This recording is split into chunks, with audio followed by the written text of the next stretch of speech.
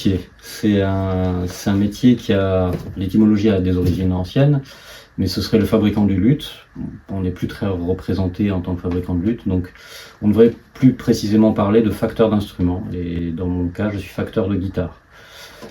On utilise encore le terme luthier pour c'est plus joli. Mais facteur, c'est celui qui fait, celui qui fabrique. Et donc on détermine le métier par la fabrication, même si l'essentiel c'est l'entretien, de la réparation, de la customisation, enfin voilà, c'est des travaux autour de l'instrument.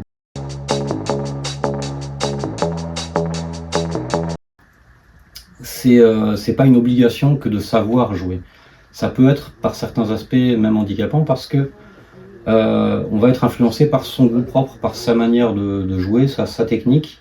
Là où il me semble qu'on sera plus performant en ayant cette capacité d'abstraction et de se mettre vraiment à la place du musicien. C'est aussi pour ça que c'est un métier qui est intéressant humainement, c'est qu'il faut comprendre ce que veut l'autre pour pouvoir faire quelque chose qui, sur la base mécanique, sur la base physique de l'objet, rendra au mieux, on l'espère, ce que le musicien veut.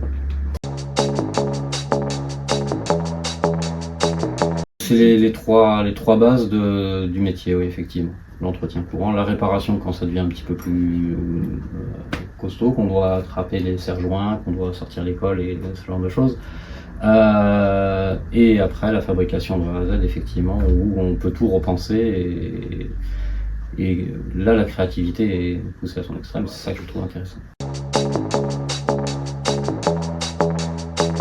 Une fois, il y a un musicien qui est venu et qui est gaucher, du coup qui n'avait pas accès à tous les instruments du marché pour lui. Ça réduit énormément les possibilités d'avoir l'instrument en symétrie d'un côté.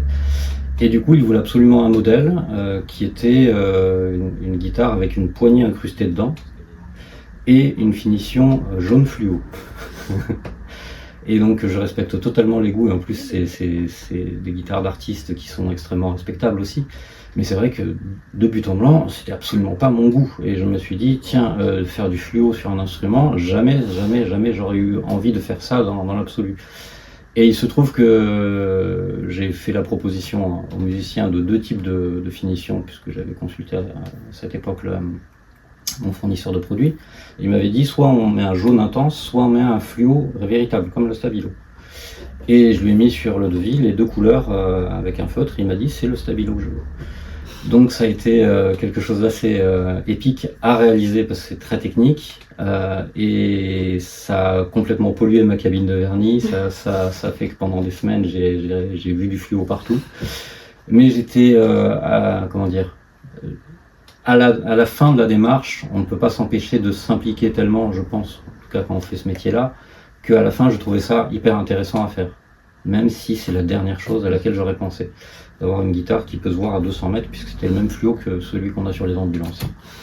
Donc c'était une expérience contradictoire avec mon envie, et en même temps extrêmement intéressante à réaliser.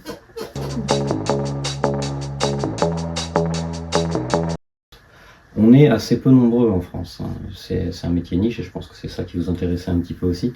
C'est une activité qui peut pas se multiplier à l'infini, loin de là. Moi, j'ai la chance, entre guillemets, d'être seul sur le département à exercer ce métier-là officiellement et dans cette branche-là. Il y a quelques formations diplômantes, il y en a un petit peu plus que elles se sont un petit peu plus développées depuis que moi j'ai fait le parcours, mais je faisais partie des premiers à avoir été diplômé en CAP facteur de guitare. Donc ça c'est un peu mon parcours. J'ai fait l'ébénisterie, j'ai fait le CAP facteur de guitare et il se trouve qu'après j'ai fait un BTS mécanique et automatisme industriel qui pour moi a du sens par rapport à mon approche du métier. Donc, voilà, un aspect très très spécifique de ma manière de fonctionner. Il me semble que dans ce métier-là en tout cas, c'est important de ne jamais considérer que tout est acquis. On est sans arrêt dans des remises en question techniques, dans des remises en question de fonctionnement. Les techniques des musiciens évoluent aussi en permanence, donc il faut s'adapter. Il faut toujours être en train de se demander, est-ce que là je suis vraiment sur la meilleure manière de faire, même si c'est comme ça que j'ai fait pendant 20 ans.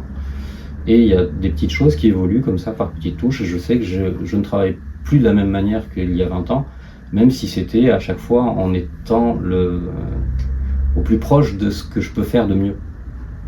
Et ça, c'est pour moi ce qui reste le plus important à faire dans ce métier-là.